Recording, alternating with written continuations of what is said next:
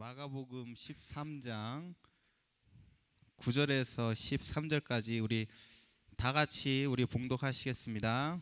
너희는 스스로 조심하라. 사람들이 너희를 공회에 넘겨주겠고 너희를 회당에서 매질하겠으며 나로 말미암아 너희가 권력자들과 임금들 앞에 서리니 이는 그들에게 증거가 되려 함이라. 또 복음이 먼저 만국에 전파되어야 할 것이니라. 사람들이 너희를 끌어다가 넘겨줄 때 무슨 말을 할까 미리 염려하지 말고 무엇이든지 그때 너희에게 주시는 그 말을 하라. 말하는 이는 너희가 아니요 성령이시니라. 형제가 형제를, 아버지가 자식을 죽는 데 내주며 자식들이 부모를 대적하여 죽게 하리라. 또 너희가 내 이름으로 말미암아 모든 사람에게 미움을 받을 것이나 끝까지 견디는 자는 구원을 받으리라. 아멘. 메시지를 할 때 좀 부담이 되는 게 있어요. 그게 뭐냐면 여러분들이 하도 안 들어서 다 고개 숙이고 있고 막 이래가지고 많은 부담이 되었던 게 사실이에요. 그래서 최대한 쉽게 최대한 빨리 끝내려고 노력은 하는데 어쨌든 여러분들이 기억하실 건 뭐냐면 내가 메시지도 잘 안 들리고 말씀도 잘 안 들리고 이해도 안 되는데 예배 왜 와야 되나. 근데 여러분들이 이 자리에 나와 있는 이게 하나님의 은혜라는 사실이에요. 절대로 올 수 없는 자리에 여러분이 온 거예요. 하나님의 은혜가 아니면 우리가 어떻게 하나님을 알고 예수를 그리스도라고 고백하고 또 예배를 드릴 수 있겠어요? 나는 아닌 것 같은데, 난 억지로 온 것 같은데, 하나님도 잘 안 믿어지는 것 같은데 이 자리에 와 있는 게 은혜라는 거예요. 그렇죠? 언젠가 하나님 여러분의 귀를 여실 것이고 언젠간 여러분들이 하나님의 시간표에 예수가 그리스도라는 사실을 깨닫게 될 것이고 또 그 시간표를 위해 하나님 여러분 여기 부르신 거예요. 그러니까 이 자리에 있는 것이 하나님의 은혜인 줄 믿습니다. 아멘. 네. 자, 그래서 오늘 우리 제목은 핍박 시대의 길.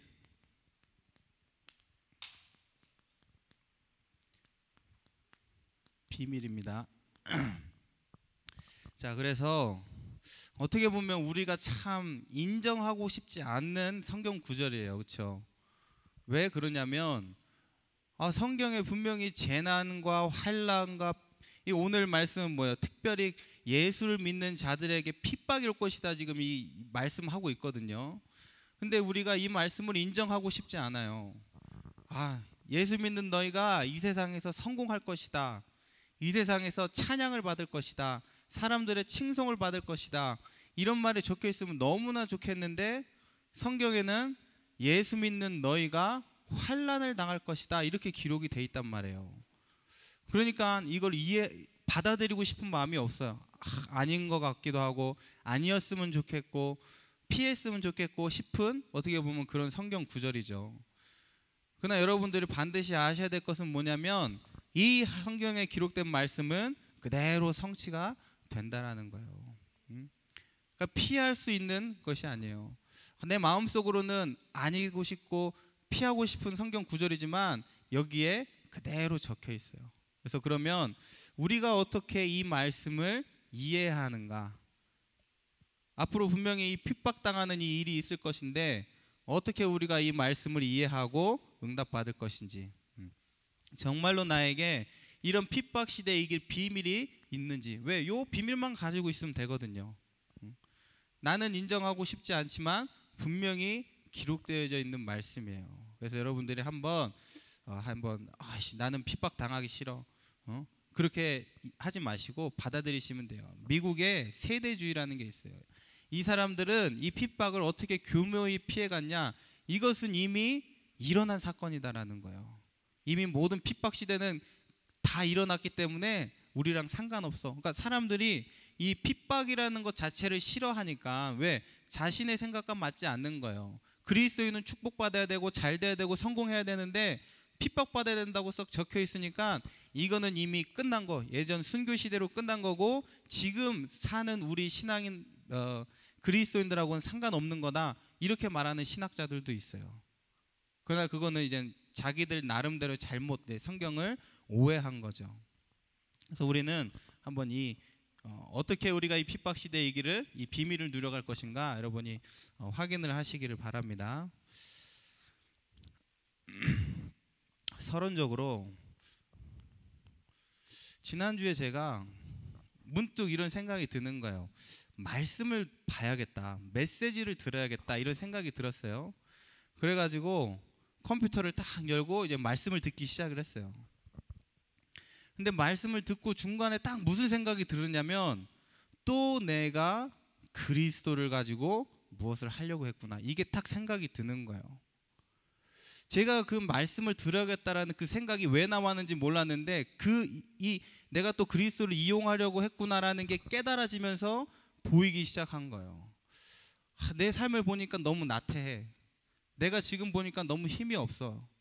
그러니까 내 생각 속에 메시지 봐야겠다, 이 생각이 드는 거예요. 메시지 봐가지고 내가 힘을 얻어야겠다, 이 생각이 들었어요. 그런데 메시지를 쭉 듣고 있는데 하나님이 은혜를 탁 주시는데, 내가 또 이 그리스도를 가지고 나의 삶을 변화시키려고 했구나. 내가 또 이 그리스도를 가지고 힘을 얻어보려고 했구나. 뭘 위해서요? 나의 나태함을 버리기 위해서, 내가 힘없기 위해서. 그러니까 여러분, 이게 어떻게 보면 맞는 것 같지만 절대 맞는 게 아니에요. 그리스도를 가지고 우리는 어떠한 것을 자꾸만 잃어가려고 한다니까요. 여러분 보세요. 우리가 그러잖아요. 아침에 기도 접하고 묵상하고 힘 얻어서 하루 공부한다고 하잖아요. 여러분, 그게 맞는 것 같으세요? 철저하게 그리스도를 이용하고 있는 거예요. 내 공부를 위해서, 내 학업을 위해서 그리스도를 이용하는 거예요. 그래서 내가 말씀 듣고 힘 얻으면 그 힘 가지고 뭐 하겠다는 거예요? 공부를 잘하겠다라는 목적을 이루겠다라는 거예요. 그리스도가 내 인생의 목적이고 나의 주인이기 때문에 내가 내 아침 첫 시간을 하나님께 드린다는 게 목적이 아니라, 처음부터 내가 그리스도가 목적돼서 살겠다는 의미로 아침 묵상을 하고 기도 수업을 하고 기도를 하고 시작하는 게 아니라, 기도하고 힘 얻어서 공부 잘해보겠다라는 거예요. 그러면 우리의 목적 자체가 이미 틀려져 있는 거예요. 그리스도가 목적이 아니라 학업이 목적되어 있는 거예요. 여러분, 우리 이런 게 얼마나 많아요. 뭔가 막 잘 안 되는 것 같고 힘들면 우리가 그리스도 찾잖아요. 그러면 그 그리스도를 가지고 잘 안 되는 나를 바꿔보려고, 내 삶을 변화시켜 보려고 우리는 이렇게 자꾸 그리스도를 이용하는 것으로 변해간다라는 거예요. 그러니까 저도 몰랐어요. 내가 그러고 있다라는 게 또 깨달아지는 거예요. 이번 한 주간에 말씀을 보려고 말씀을 듣는 중에 깨달아지는 거예요. 진짜 내가 철저하게 예체질이구나. 또 내가 이 그리스도를 가지고 나의 삶을 변화시키려고 했구나.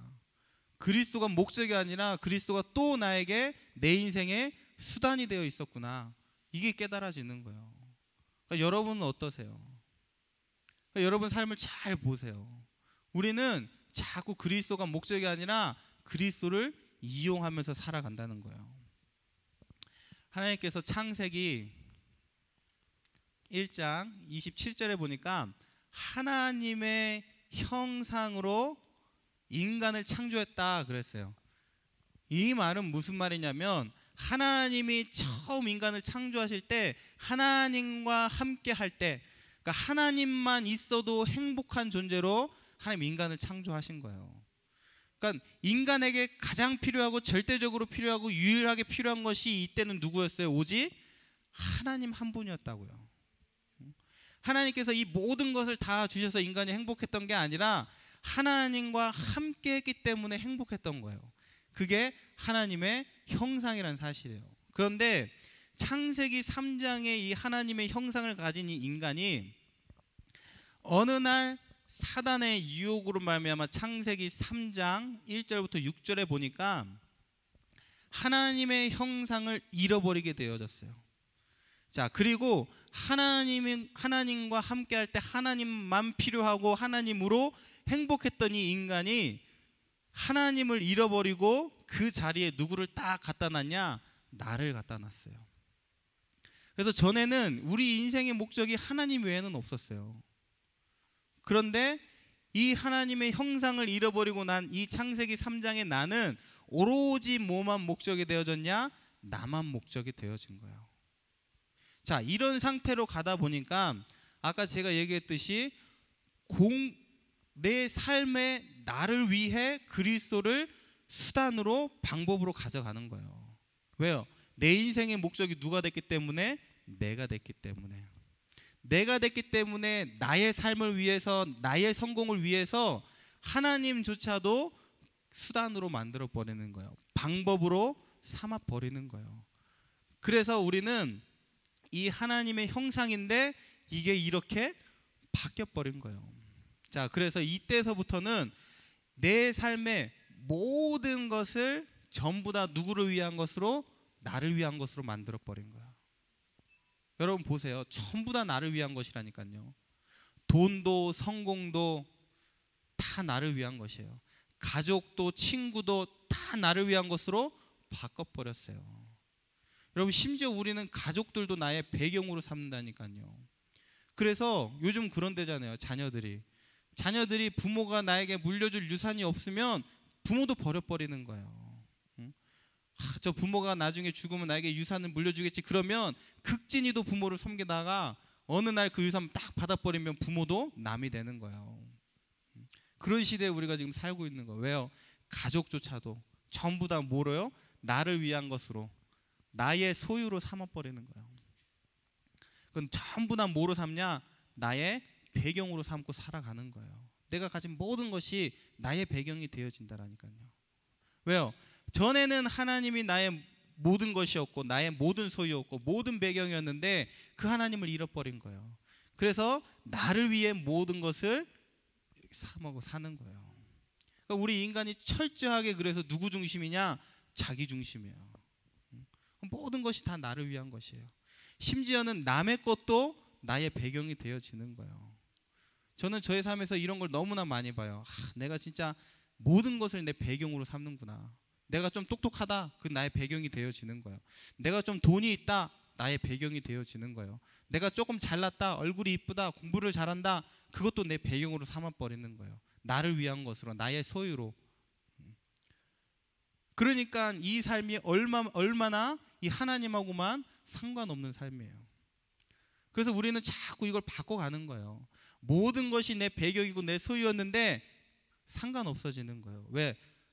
회복이 되니까. 하나님이 나의 목적으로, 나의 배경으로 탁 되어지니까 전에 내가 배경 삼던 것에서 탁 놔지는 거예요. 그러니까 그렇게 사람들이 세상 것에, 이 물질적인 것에 뭐하냐?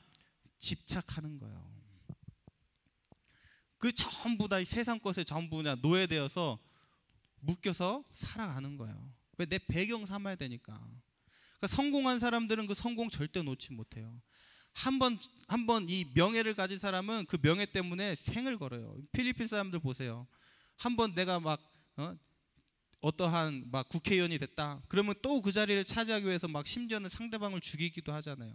왜? 그걸 딱 내 배경 소유로 삼았기 때문에 절대 내려놓을 수가 없는 거예요. 그러니까 여러분의 모든 배경 소유 결국은 이것 때문에 전부 문제가 오는 거예요. 왜? 전부 다 집착하고 묶임이 되어지기 때문에. 그런데 세상의 것은 반드시 무엇이냐? 한계가 있다라는 거예요. 하나님의 사랑에는 한계가 없는데 세상이 나에게 주는 이러한 이 소유로 인해 배경으로 된 것으로 인해 준 것은 전부 다 한계가 있어요. 그 말은 무슨 말이냐? 절대 우리에게 만족을 주지 않아요. 아무리 성공해도 아무리 많이 가져도 만족을 줄 수 없다라는 거예요. 그게 세상 것의 특징이에요. 한계가 있다라는 것이에요. 그러니까 여러분 잘 보세요. 전부 다 나를 위한 것이라니까요. 내 중심으로 살아간다니까요. 심지어는 내 자녀의 성공이 나를 위한 것이 되어지는 거예요. 어느 한 정신과 의사가 쓴 책을 봤는데 어느 부모님이 와서 상담을 하더라는 거예요. 근데 이 부모님이 그 자녀가 있었는데 이 자녀가 그 혼자서는 이제 전응아 같이 혼자서는 절대 살 수 없는 상태예요. 근데 이 부모가 이 정신과 의사한테 와가지고 상담을 하는데 내 딸이 너무 불쌍하다라는 거예요. 평생 어떻게 저렇게 살아가냐는 거예요. 저렇게 전응아로 부족한 모습으로. 근데 이 정신과 의사가 잘 보니까 요 상담하는 엄마가 딸의 그러한 형편과 상황 때문에 딸을 위해 힘들고 아파하고 눈물 흘리는 게 아니라 자기 때문에 흘리더라는 거예요. 그러니까 그 딸로 인해 고통받는 자기가 불쌍한 거예요. 그러니까 그 딸을 위해 상담하고 막 딸이 막 얘기를 하는데 자세히 보니까 결국은 자기라는 거예요. 이 딸 때문에 고통받는 자기가 불쌍해서 울고 있더라는 거예요. 그러니까 여러분, 인간이라는 것은 그래요. 철저하게 누구 중심이냐? 나 중심되어 살아간다라는 거예요. 지난주에 우리 누리가 엄마한테 이제 혼나고 왔어요. 엄마가 막 이제 화를 내고 짜증을 냈어요, 누리한테. 그러니까 누리가 이렇게 그 방에서 쫓겨나서 나왔어요. 그래서 누리가 저한테 왔죠. 그래서 제가 물어봤어요. 누리야, 엄마가 짜증내니까 화나지? 물어봤어요. 근데 누리가 뭐라고 하냐? 하나도 화가 안 난다는 거예요. 야, 엄마가 너한테 화내고 짜증내는데 왜 너 기분이 안 나빠? 난 기분이 안 나쁘다라는 거예요. 근데 제가 그걸 아주 곰곰이 생각을 해봤어요. 왜 기분이 안 나쁠까, 쟤는?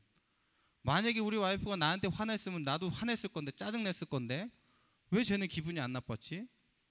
그러면서 하나님이 어떻게 생각을 주시냐면, 우리는 남의 감정, 남의 생각조차도 나 중심적으로 해석한다라는 거예요. 누가 기분 나빴어. 근데 그 기분 나쁜 그 감정을 내 중심적으로 해석하는 거예요. 그래가지고 지가 뭔데 내 앞에서 화를 내?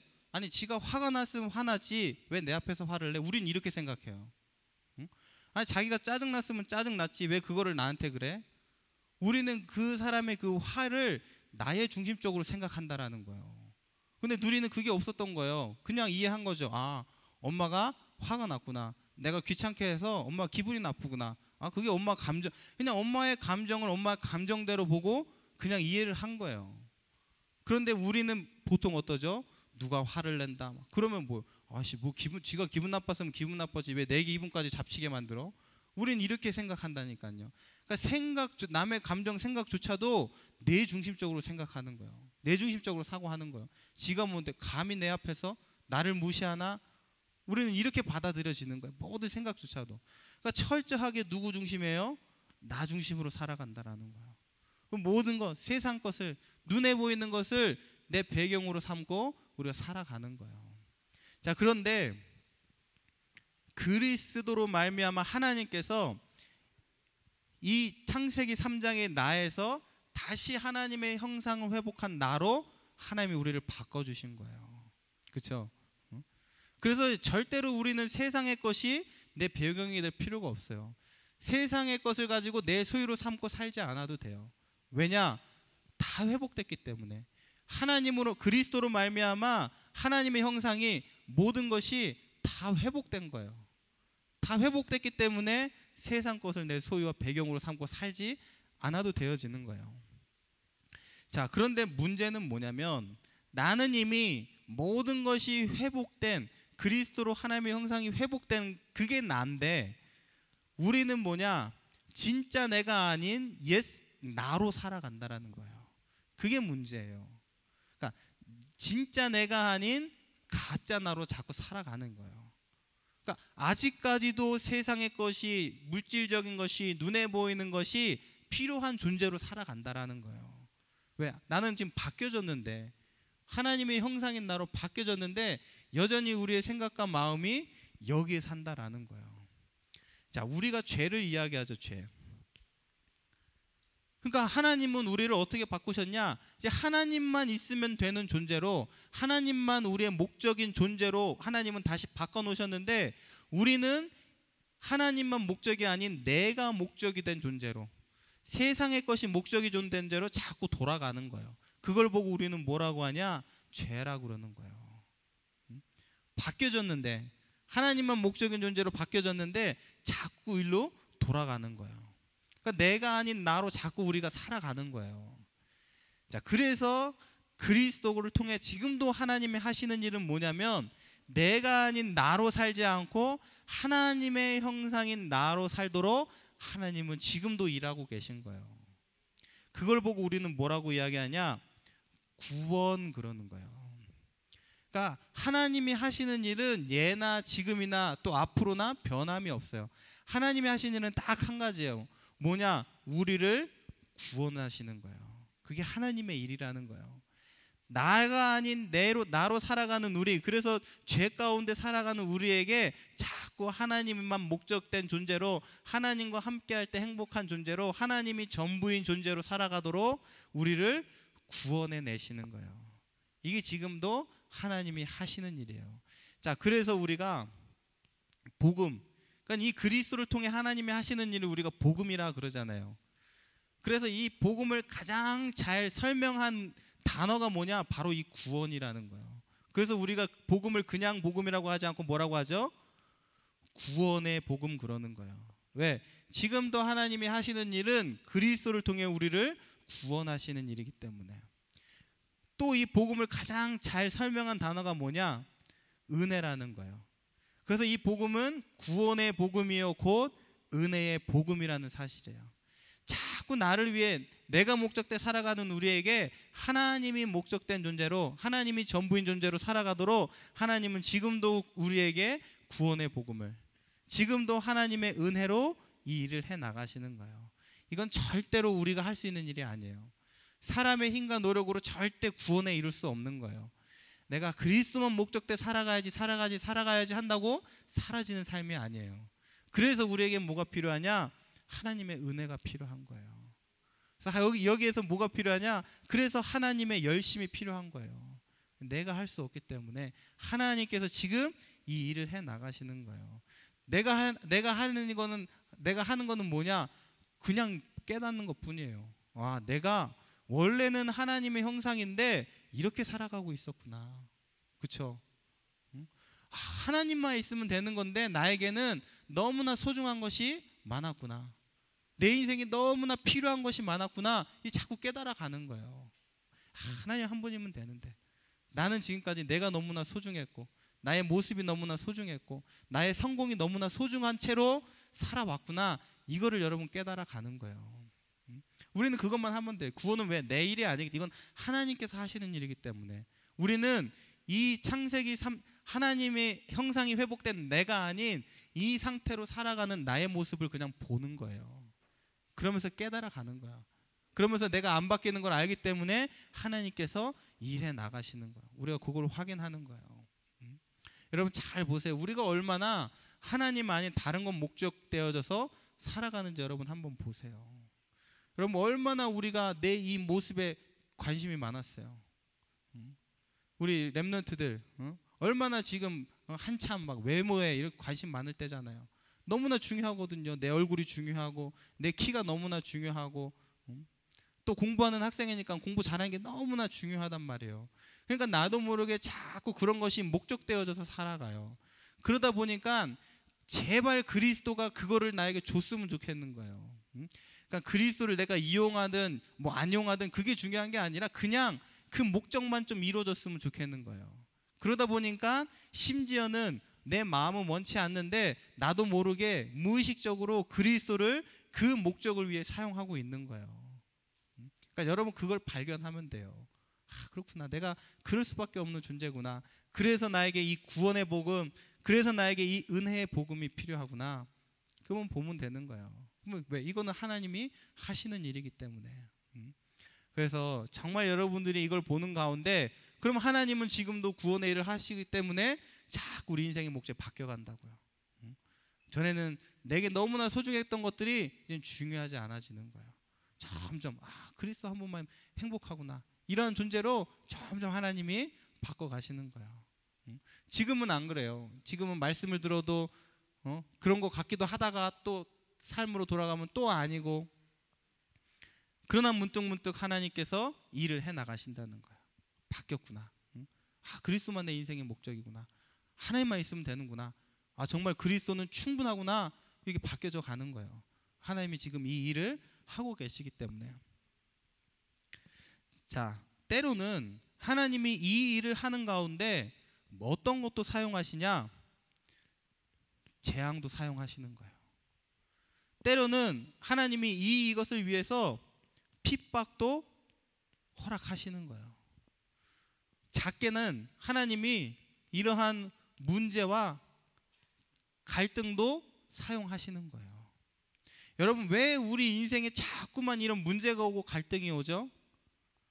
이유는 한 가지밖에 없어요. 내가 아닌 나로 살아가기 때문에 문제와 갈등이 올 수밖에 없는 거예요. 정말로 우리는 그리스도 안에 사는 존재인데, 하나님만 목적된 존재인데 자꾸 다른 게 우리 인생의 목적이 된단 말이에요. 그러다 보니까 문제가 오고 갈등이 오는 거예요. 그건 이 말은 무슨 말이죠? 내가 지금 하나님이 하시는 일과 상관없이 또 살고 있구나. 지금 내가 구원의 이 은혜의 복음과는 또 상관없이 살고 있구나. 그 사인으로 하나님이 문제도 주시고 갈등도 주시는 거예요. 그러니까 이걸 자꾸 사인으로 보면 돼요. 왜 자꾸 인간관계 속에 갈등이 오지? 목적이 또 바뀌어져 있구나. 왜 자꾸 살아가는 게, 인생 사는 게 이렇게 힘들게 느껴지지? 하나님이 함께 하시는 삶인데 또 바뀌어져 있구나. 또 내가 세상의 것이 목적되어져서 눈에 보이는 게 목적돼 살아가는구나. 그러다 보니까 문제가 오고 갈등이 자꾸 찾아오는 거예요. 그러니까 이거를 여러분 뭐로 보시면 되죠? 하나님이 나에게 주시는 사인으로 보면 되는 거예요. 그러니까 하나님이 이 목적을 바꾸시기 위해 이러한 문제들도 사용하신다는 거예요. 재앙도, 핍박도, 어려움도, 내가 스스로 헤쳐나갈 수 없는 한계의 문제도 하나님이 사용하시는 거예요. 여러분, 복음 안에는 한계가 없어요. 아니, 하나님의 능력이 어디 한계가 있겠어요? 그렇죠? 하나님의 능력에는 한계가 없기 때문에 우리가 정말로 그리스도 안에 하나님의 형상인 나로 살아가면 절대 한계가 오지 않아요. 그런데 내가 아닌 나로 살아가기 때문에 하나님이 주시는 거예요. 나의 인생의 삶의 그 방향을 바꿔 가시는 거죠. 이러한 문제들을 통해서. 자, 그러면 왜 우리에게 하나님께서 이런 재앙과 재난을 허락하시는가? 이 지난주에 우리가 말씀을 봤죠. 전쟁도 있고 기근도 있고 분명히 하나님이 약속하신 재앙과 재난이에요. 왜 이러한 것들이 오는 이유가 뭐냐? 절대로 하나님이 이것을 주시는 것이 우리에게 어떠한 두려움이나 공포를 주기 위한 것이 아니라는 거예요. 앞으로 이런 일이 어떻게, 만약 여러분들이 성경에 약속된 이 재앙과 재난을 보면서 두렵다, 공포가 되어진다, 걱정이 되어진다, 그럼 여러분 성경을 잘못 이해하고 있는 거예요. 왜? 하나님의 목적은 그것이 아니기 때문에 그래요. 두려움과 공포를 위한 것이 아니에요. 왜? 하나님은 우리를 협박하시는 하나님이 아니에요. 야, 앞으로 이런 일이 있을 건데 너 그리스도 믿지 않으면 이 재앙과 고통 가운데 너 죽게 돼. 그러니까 하나님 믿어, 이러시는 분이 아니라는 거예요. 절대 죄인은 협박을 통해서 하나님께 찾아오지 않아요. 종교는 달라요. 여러분, 사람들이 종교를 믿는 이유는 뭐냐면 어떠한 두려움과 공포 때문에 종교를 믿는 거예요. 종교의 원어가 뭐냐면 데이시다이모니아라는 말이에요. 그 말은 무슨 말이냐면 귀신을 두려워한다라는 거예요. 그러니까 사람들이 우상 숭배하고 종교를 믿는 이유는 뭐냐? 두렵기 때문에 그런 거예요. 자기 앞에 일어날 모든 일들, 자기에 대한 미래에 대한 두려움, 공포, 삶에 대한 불안함, 이것 때문에 자꾸 종교를 믿는 거예요. 그러나 기독교는 그런 게 아니에요. 어떤 하나님이 우리를 두렵게 하고 공포를 주고 협박을 주기 위해서 이런 재앙과 재난, 앞으로 일어날 일들에 대해서 우리에게 말씀하신 것이 아니에요. 하나님은 우리에게 재앙과 재난을 통해 뭘 원하시냐? 회개를 원하시는 거예요. 그러니까 이 회개도 여러분들이 잘 이해하셔야 돼요. 잘못했어요, 다시는 그러지 않을게요, 빌고 고백하는 게 아니라 회개는 목적을 바꾸라 이거예요. 그렇죠? 회개는 다시금 예수 그리스도로, 그 그리스도만 내 인생의 목적으로 살아가는 게 회개예요. 이것이 바뀌어져 있기 때문에. 그러니까 하나님은 이런 재앙과 재난의 문제를 통해서 우리를 회개하게 하시는 거예요. 그래서 하나님만 목적인 존재로 살아가게 하는 거예요.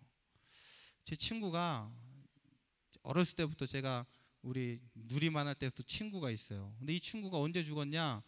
천안함 사건 때 그 뱃속에서 죽었어요. 근데 이 친구가 평소 때 너무 좋은 친구고 복음 사랑하는 친구고 끝까지 전도하자 죽은 친구인데, 평소 때 뭘 좋아하냐? 옷 입는 걸 그렇게 좋아해요. 그래서 저 만나면 맨날 하는 게 뭐냐? 야, 옷 사러 가자요.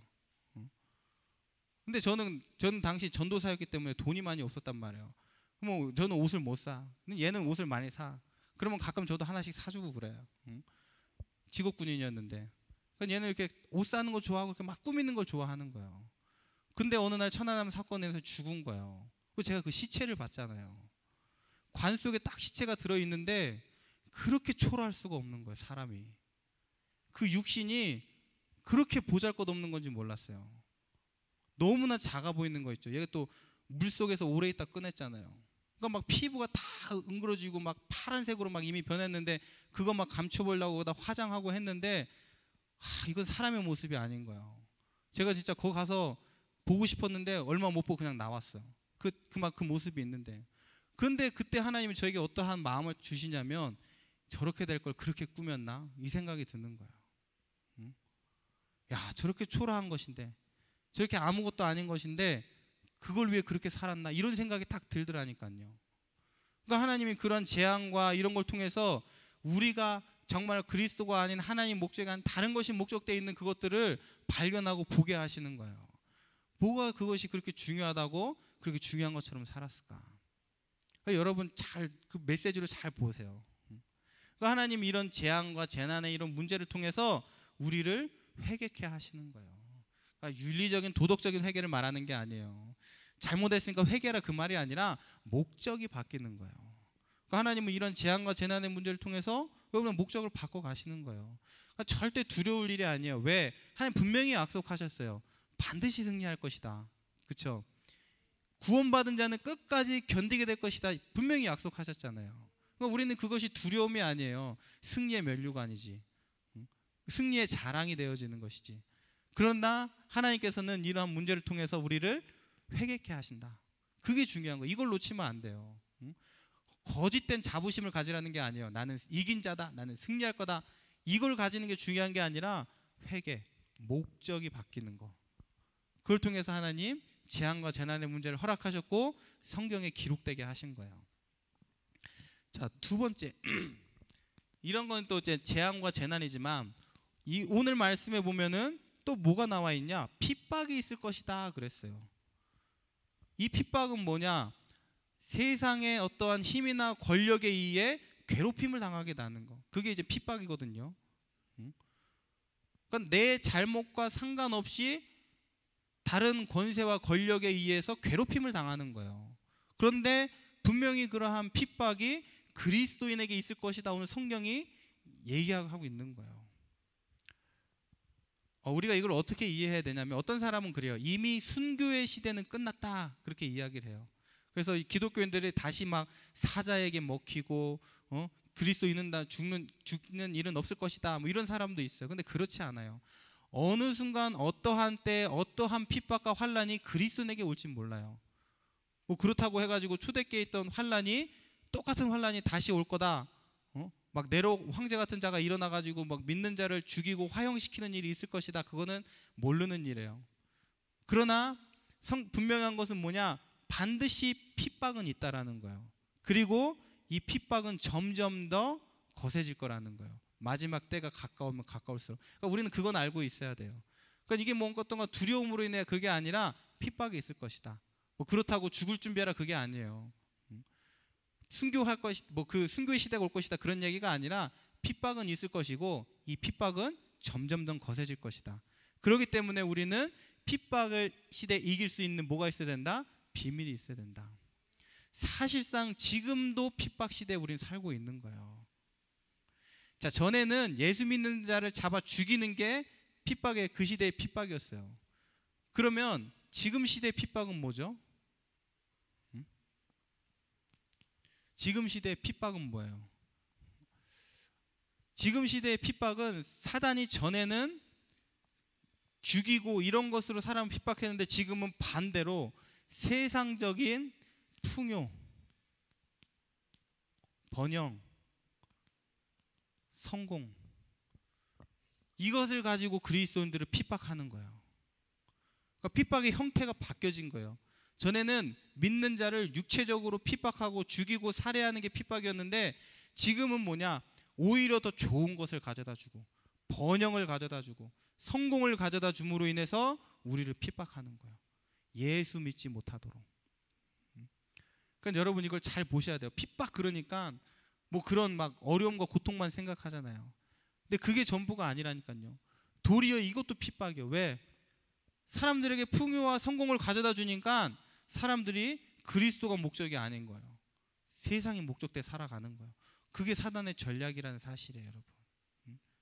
여러분 잘 생각해 보세요. 아니, 하나님 우리에게 이 명확한 복음을 줬는데 왜 그렇게 이렇게 복음 누리기가 쉽지 않죠? 여러분 어떠세요? 복음 누리기 쉬우세요? 아니요, 하나님 주신 복음만 누리면 되는데 그렇게 복음 누리기가 힘들어요. 왜? 지금 우리가 살고 있는 시대도 뭔 시대이기 때문에요? 핍박 시대이기 때문에 그런 거예요. 근데 사단이 그 핍박의 형태를 바꾼 거예요. 이렇게. 그러니까 사단이 자꾸 세상적인 거 좋은 거 가져다 주니까 그것이 전부인 줄 알고 그것을 따라가면서 정작 본질을 놓쳐간다라는 거예요. 성공 가져다 주니까 성공, 하나님 나 복 주셨어 이러면서 정작 그리스도만을 위한 그 목적은 놓쳐간다라는 거예요. 그러니까 우리도 모르게 이 시대를 살면서 그런 육체적인 핍박도 없는데 복음 누리기가 힘든 거예요. 왜? 사단이 자꾸 다른 것을 가지고 우리의 목적을 바꿔가니까. 그러니까 여러분 그걸 깨달으셔야 돼요. 뭐 잘 되는데 왜? 근데 그 잘 되는 사이에 복음만 놓치고 있다라니까요.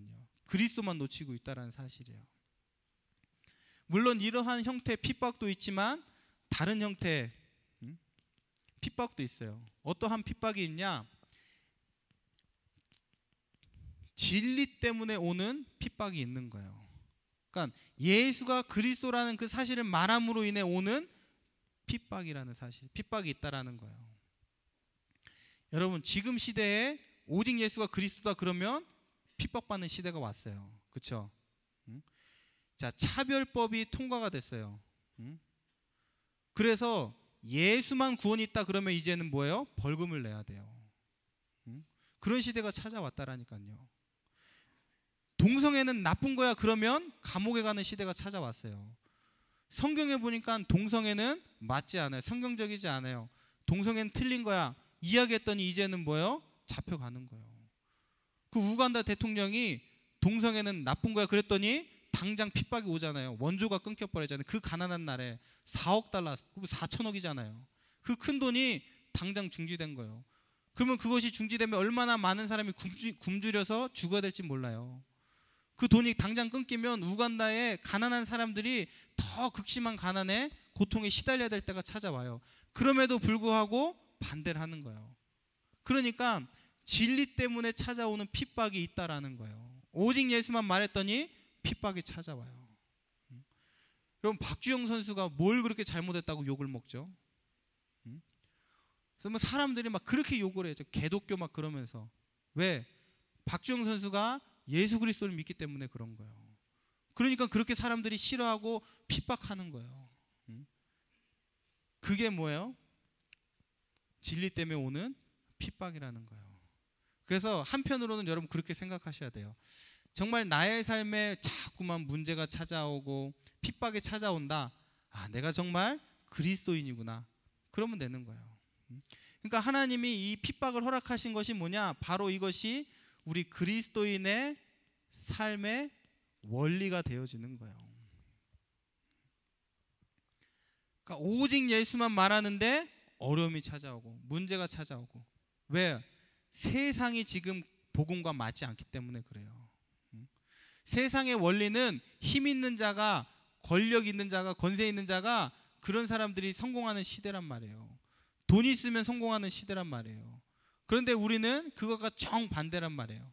그러다 보니까 세상에서 자꾸 우리에게 핍박이 찾아오는 거예요. 근데 그것이 그리스도인의 삶의 원리예요.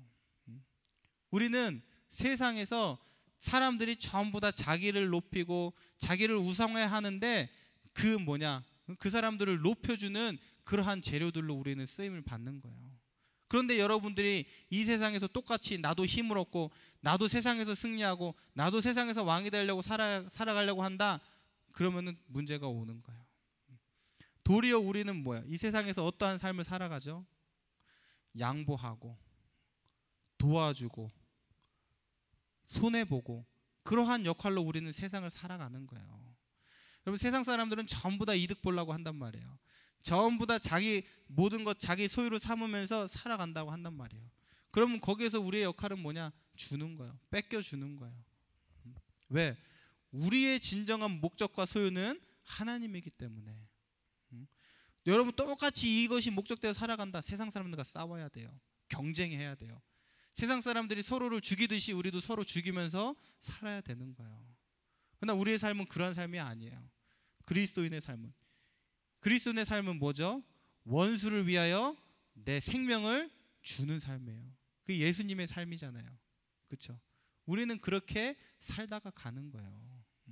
똑같이 복수해주고 똑같이 성공하려고 그러고 똑같이 이기려고 하고 싸우고 그러한 수준의 삶을 사는 게 아니에요.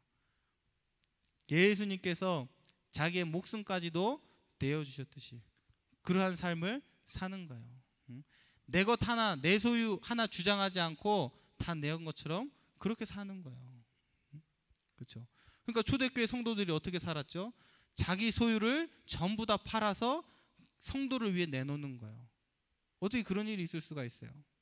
그러니까 그 그리스도인의 삶의 원리를 보여주는 거예요. 초대교회 모든 성도들이 세상과 단절된 삶을 살았어요. 세상에서 핍박받으면서 살았어요. 그게 뭐죠? 그리스도인의 삶의 원리가 된다는 거예요. 그러니까 여러분들 앞으로 세상에서 핍박이 오고 어려움이 온다. 아, 내가 그리스도인으로 제대로 살고 있구나. 여러분들이 그렇게 깨달으시면 돼요. 자, 그러면서 우리에게 중요한 게 뭐죠? 오늘 11절에 말씀하고 있어요. 너희가 사람들에게 넘겨지거든 무엇은 말을 할까 염려하지 마라 그랬어요. 그러니까 사단은 자꾸 이 눈에 보이는 것을 가지고 핍박하고 재앙과 재난을 통해서 우리를 뭐하게 만든다는 거예요? 염려케 만든다는 거예요. 그러나 염려하지 말라는 거예요. 그 일을 통해서 하나님께서 하나님의 일을 해 나가시는 거예요. 4절 13절에 보니까 뭐라고 나와 있어요? 이러한 핍박과 환난 가운데 끝까지 견디는 자는 구원을 얻으리라 그랬어요. 자, 그러면 이 말이 네가 견디면 구원을 받고 견디지 못하면 구원을 못 받을 것이다 그 말이겠어요? 그렇게 말하면 성경 전체와 맞지 않죠. 왜냐하면 이미 우리는 이 구원을 얻은 자이기 때문에. 그 말은 무슨 말이냐? 하나님께서 모든 핍박과 환난과 어려움 중에서 이기고도 남을 넉넉한 힘을 주신다라는 거예요. 그것보다 더 큰 하나님께서 은혜를, 그 하나님의 사랑을 우리에게 부어주신다라는 거예요. 그러니까 우리는 이 문제를 통해서 염려하는 것이 아니라 하나님의 이 구원을 기대하는 거예요. 하나님의 그 풍성한 은혜와 그 하나님의 그 풍성한 사랑, 하나님 우리에게 맛보게 하시겠구나. 우리는 핍박 중에 핍박을 보는 게 아니라 그 핍박이라는 포장 속에 감춰져 있는 하나님의 그 은혜와 그 사랑을 맛보게 되어지는 거예요. 그러면 여러분들이 어떠한 고백까지도 할 수 있냐? 하나님, 나에게 그리스도 때문에 더 큰 고난 주세요. 하나님, 나에게 더 큰 어려움 주세요. 이렇게까지 가는 거예요. 지금은 조금만 문제 와도 막 엄살피잖아요. 문제가 조금만 와도 막 힘들잖아요. 그런데 조금씩 하나님의 구원의 은혜, 구원의 복음이 은혜의 복음을 맛보면 나중에는 어떻게 되냐? 하나님, 더 큰 문제도 주세요. 하나님, 나에게 더 큰 어려움도 주세요. 가끔 필리핀에 사는 게 어려울 때가 있어요. 그런데 딱 한순간 하나님의 은혜가 내게 발견될 때 제가 한 번은 그런 생각도 했어요. 하나님, 내가 이러다가는 저기 이슬람 국가도 가겠는데요. 그런 생각이 드는 거예요. 왜? 아니, 하나님의 은혜가 발견되고 하나님의 은혜가 누려지니까 순간적으로 그 생각이 드는 거예요. 와, 하나님, 내가 그 현장 가면 얼마나 하나님 내게 그 복음으로 충만케 하시겠어요. 하나님 얼마나 내게 은혜를 쏟아 부어 주시겠어요. 그 어려운 환경 속에 날마다 목숨 걸고 살아야 되는 그 환경 속에서 얼마나 하나님 나에게 풍성한 은혜 주시겠어요. 막 그 생각이 드니까 이러다가 내가 이슬람 국가 가는 거 아니야? 물론 잠깐 은혜 주신 그 잠깐 그 순간만, 지금은 아니에요. 한국 가고 싶고 좋은 나라 가고 싶고 그러다가도 하나님의 막 이 은혜가 임하면 그 생각까지 드는 거예요. 왜? 이게 보여지니까. 그 핍박과 그 환난과 그 어려움 속에 감춰져 있는 이게 보이니까 하나님의 은혜가, 하나님, 내가 그러한 환경 속에서도 내가 살아남을 수 있는 그런 믿음의 사람인가요? 막 하나님께 질문되어지고, 하나님 막 나에게 이런 죽음의 위협이 와도 내가 믿음으로 나갈 수 있는 그러한 믿음을 하나님 나에게 주실 건가요? 막 이러면서 하나님 앞에 나아가는 거예요. 그러니까 여러분의 힘으로 가는 게 아니라 하나님이 주시는 그 구원의 그 은혜의 복음 때문에 우리가 나아가지게 되는 거죠. 막 그때는 그런 결단도 되어지는 거예요. 그러니까 여러분, 작은 문제하고 어려움 왔고 막 그런 것 때문에 실망하고 낙심하지 마세요. 조금 막 불편하다고 힘들다고 짜증내지 마세요. 이유를 보라니까요. 왜 하나님 나에게 이런 것들을 허락하시나? 목적이 바뀌어 있다라니까요. 여러분의 지금 삶의 목적이 바뀌어 있어요. 내 삶의 목적이 잘 되는 것이고 내 삶의 목적이 편안한 것이기 때문에 자꾸 힘든 거예요. 자꾸 갈등이 생기고 안 맞는 거예요. 하나님은 그 속에서 여러분 목적을 바꿔가길 원하신다라는 거. 그래서 지금 이런 문제들을 허락하고 계시는 거예요. 그러나 여러분들이 하는 건 아니에요. 그 속에서 하나님이 구원의 복음을 통해, 이 은혜의 복음을 통해 지금도 구원의 일을 해 나가시는 거예요. 그리고 이것을 본 자들은 하나님 앞에 더 큰 결단도 내릴 수 있는 거예요. 하나님 나에게 문제 주세요. 하나님 나에게 고난을 주세요. 나에게 오직 그리스도만 목적되게 해주세요. 그렇게 되어지는 거예요. 점점 하나님이 여러분의 인생을 자꾸만 바꿔가는 거예요. 자, 그래서 핍박 시대에 이길 비밀이 뭐겠어요? 당연히 그리스도죠, 그렇죠?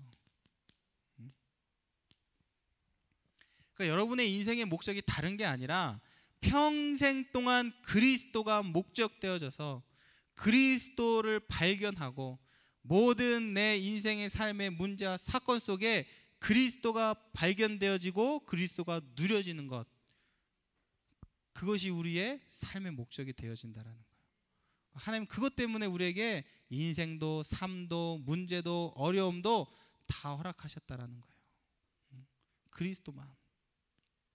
여러분 아까도 얘기했지만 여러분 지금 어느 시대 살고 있다고요? 핍박 시대 살고 있다고요.